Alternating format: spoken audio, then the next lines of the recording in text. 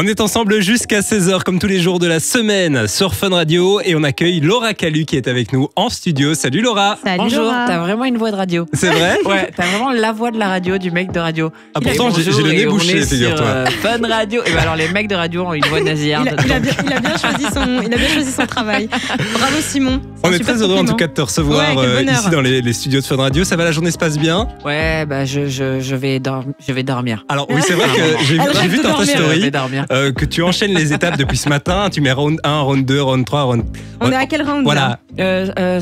7 Oh. C'est beaucoup de rounds. Ouais, 7. C'est pas mal. Et il en reste combien après pour le reste de la journée? 4. Oh, ça va. Mais après je retrouve mon fils. Ah, Et ça vaut c'est le meilleur moment de la journée. 30 radio d'interview. Alors Laura, toi t'as commencé l'humour sur les réseaux sociaux il y a quelques années maintenant.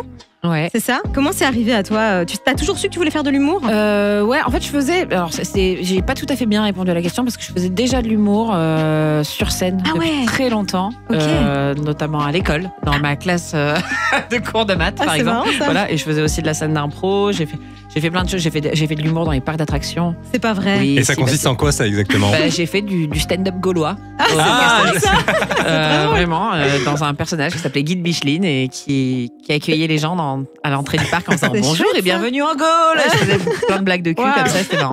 C'est comme ça que j'ai rencontré mon mari qui est aujourd'hui mon metteur en scène et avec qui qui m'a aidé à m'accrocher avec mes vidéos machin et à monter sur scène avec mes spectacles. Ok, donc le stand-up ça a toujours fait partie de toi en fait, l'humour, ce genre de truc. L'humour, ouais, plus le one woman que le stand-up en soi. Parce que j'ai fait du stand-up en comedy club pendant longtemps avant d'oser me lancer sur scène avec mon spectacle où je faisais l'incarnation de personnages aussi au-delà du stand-up. Je fais un peu de tout. Je fais beaucoup d'improvisation aussi sur scène. Cool. Donc c'est un spectacle où il y a un peu de tout. C'est une grosse salade, un petit peu comme moi d'ailleurs. C'est un spectacle complètement bipolaire, fatigué, alcoolique. Mais ça te fait un point commun avec Mano qui fait du stand-up d'ailleurs. C'est vrai, on est obligé de le Elle a commencé la scène. Pour moi, Mano, il faisait du rap. Mais non, c'est un autre plus petit. Ah, c'était pas toi. Non, c'était peut-être moi, mais c'était un autre moi, tu vois. Là, j'ai mis mon masque. Donc ton deuxième spectacle, Sank, si je le prononce bien? Très bien. Très bien, merci. Je le savais, c'est pas du tout parce qu'elle m'a prévenu avant que ça se disait comme ça. Tu compares la vie à une arène. C'est ça un peu? Je compare notre société. La société à une arène. C'est la vie. Hein, Pourquoi une arène? Qu'est-ce qui se passe un peu? C'est quoi? Parce que j'ai l'impression qu'aujourd'hui, si tu fais du stand-up, je pense que tu vas très vite comprendre, encore plus que tu es une femme dans l'humour. Donc, je compare les humoristes en général à des gladiateurs. Parce qu'aujourd'hui, oser une blague, c'est devenu politique. Vraiment, c'est très compliqué. À tout moment, ta carrière s'arrête pour une blague ratée. Alors que dans n'importe quel autre métier, tu rates un truc. Bon, à part si, évidemment, t'es pilote d'avion. C'est là, c'est plus compliqué. Tu le fais qu'une fois. Alors, pas n'importe quel métier. Parce que dans plein de métiers, demain, tu rates une carbosse, tu vois, tant pis, il y a quelqu'un qui va dire c'était pas bon, et puis tu vas en faire une autre et elle sera meilleure. Tu vois. Alors qu'aujourd'hui, on le voit avec Guillaume Meurice, avec plein de gens, avec même PE en Belgique qui s'est fait têche. Tu fais la mauvaise blague, terminé quoi. C'est vrai que ça peut aller très vite. Voilà, et ça peut aller très vite, même avec le public influencé par ah mon Dieu, vous avez vu, selon qui va dire comment ta blague doit être prise, les gens vont être influencés par ouais, c'est vrai, il faut la prendre comme ça. Et du coup, le premier degré va s'emparer de l'humour. Et là, c'est terminé. Donc, oser des blagues aujourd'hui, encore plus quand t'es une meuf. Ok, ouais. Tu vois, c'est pas évident. Au milieu d'un public qui dislike ou like ce que tu fais, ça devient, ça ressemble pour moi totalement à ce qui se passait avec l'Empire romain et les gladiateurs qui se faisaient buter. Aujourd'hui, on fait taire les humoristes, on tue l'humour, on tue l'art, on tue la culture, pardon. Je suis fatiguée. C'est Louis Skip. Arrête de me regarder comme ça, toi, avec ta voix nasillarde. Mais toi, tu ressens cette pression, toi, en écrivant. Tu ressens quand même, il y a des trucs, tu te dis ça, je vais peut-être pas le dire comme ça. Ou... dans mon premier spectacle, c'est ce qui s'était passé.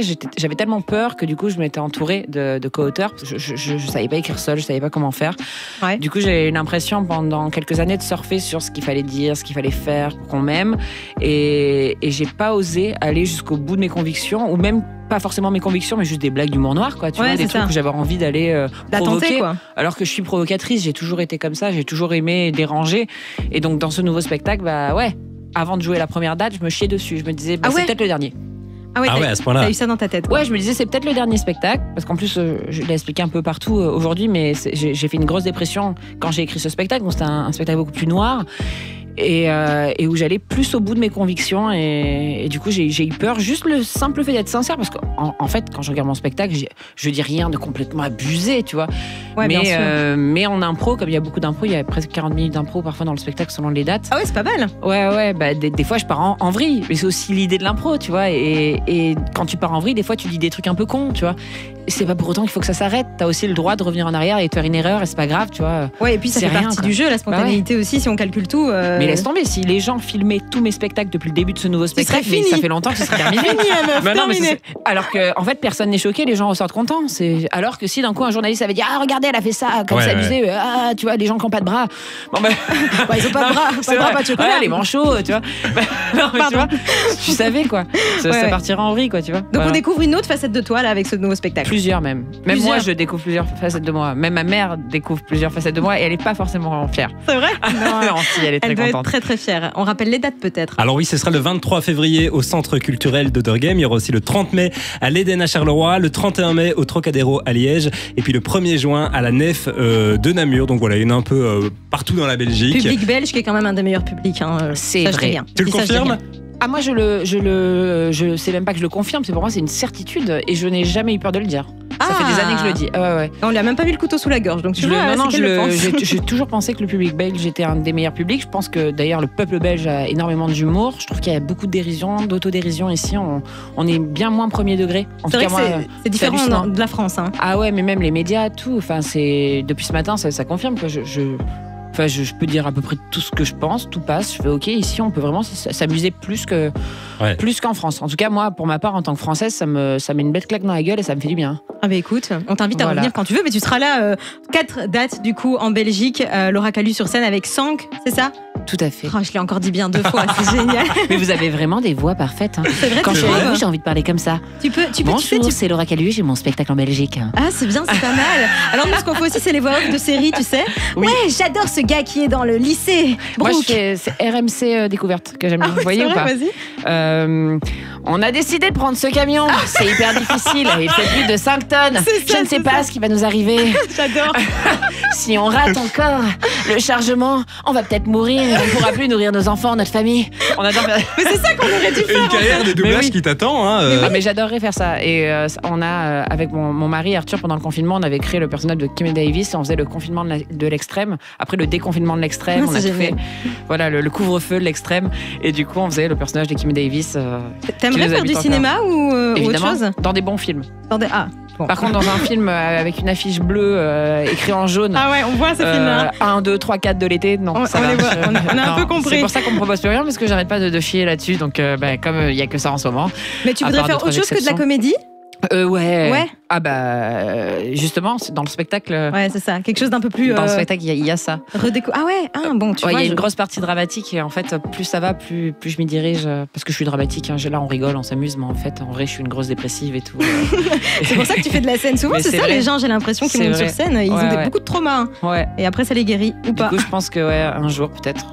Je ferai un film complètement dramatique si la vie me le permet. Mais ce serait génial de te voir dans un autre registre. Comme en attendant. Pantin, tu vois. Ah ouais. T'as pas la rêve. J'étais sûre. D'un coup, il a joué. C'est Coluche, hein, je dis pas de conneries, hein, qui a joué un personnage hyper dramatique, hyper triste, et en fait, les gens ont fait. Oui, parce que c'est là où on l'attend pas, quoi. Bah ouais. Et en fait, justement, les humoristes se cachent souvent derrière cette carapace, cette armure, un peu. On voit sur mon spectacle. Ouais. C'est ça, en fait. On se cache souvent derrière l'humour parce que ça nous protège de beaucoup de choses. Et ça nous donne confiance en nous de faire rire les gens parce qu'on est un peu que ça. On s'intéressait pas du tout à moi, ni à l'école, ni à rien. J'ai toujours fait rire les gens et je me suis toujours caché derrière ça. Donc aujourd'hui, pouvoir montrer ce qu'il y a au fond, je pense que c'est là que ça va être intéressant. C'est une belle thérapie quand même. Hein. Voilà.